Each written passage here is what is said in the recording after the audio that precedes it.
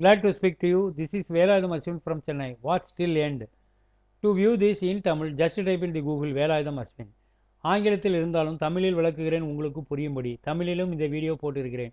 Telegram link I have given in the description column of this video. Join with us and grow rich. Business proposal to you.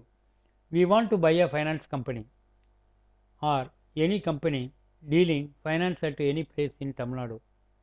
The company may be a loss-making company or owners decides to close down the company. We buy these companies, owners, partners, managing directors or authorized persons can call us immediately.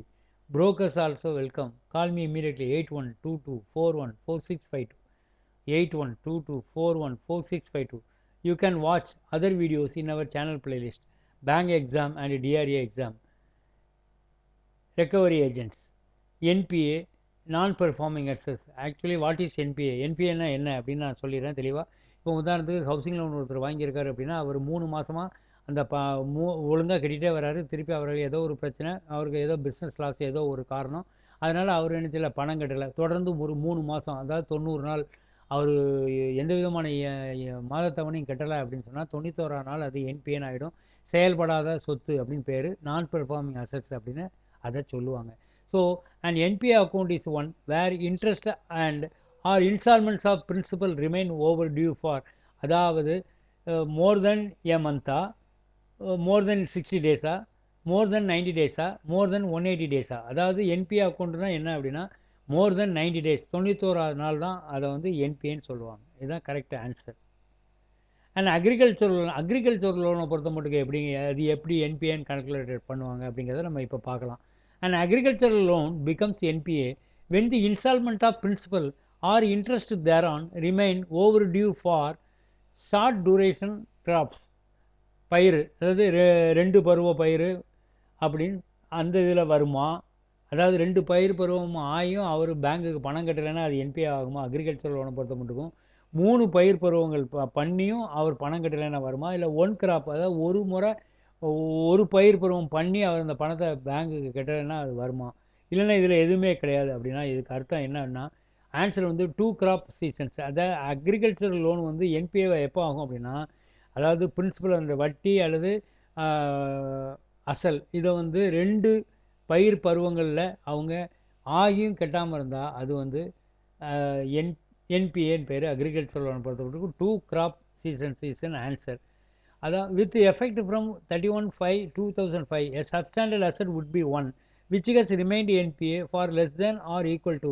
substandard assets நம்ம எப்போ சொல்லுவோம் அப்படிங்கன்னா எப்போ சொல்லுவோம்னா, அதாவது அது வந்து NBA ஆகி 36 மாதத்துக்குள்ளே இருக்கணுமா, இல்லை 24 மாதத்துக்குள்ளே இருக்கணுமா, 18 மாதத்துக்குள்ளே இருக்கணுமா, இல்லை 12 மாதத்துக்குள்ளே இருக்கணுமா. அதாவது அவங்க என்ன கேட்குறாங்க அப்படின்னா சப்ஸ்டாண்டர்ட் அசட்ஸ் நம்ம எப்போ அதை சொல்லுவோம் அப்படின்னா, பொதுவாக வந்து நான் முன்னாலே சொன்ன மாதிரி 3 மாதம் 90 நாள் பண்ணலை அப்படின்னா 91ஆவது நாள் வந்து என்ன செய்யும், அது வந்து என்பிஏவாக ஆகிடும்.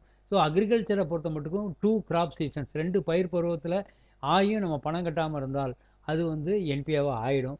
ஸோ இப்போ அந்த என்பிஏ ஆன பிறகு அது வந்து 1 வருஷம் வரைக்கும், அது என்பிஏ ஆன பிறகு 1 வருஷத்துக்குள்ள வரைக்கும் பணமே கட்டலை அப்படின்னு சொன்னால் அது substandard assets. So the answer is would be 1 which has remained NPA for less than or equal to 12 months. 1 year வரைக்கும் அது இருந்தது அப்படின்னு சொன்னால், என்பிஏ 1 இயருக்குள்ளே இருந்தது அப்படின்னா அதை வந்து சப்ஸ்டாண்டர்ட் அசட்ஸ்ன்னு சொல்லுவோம்.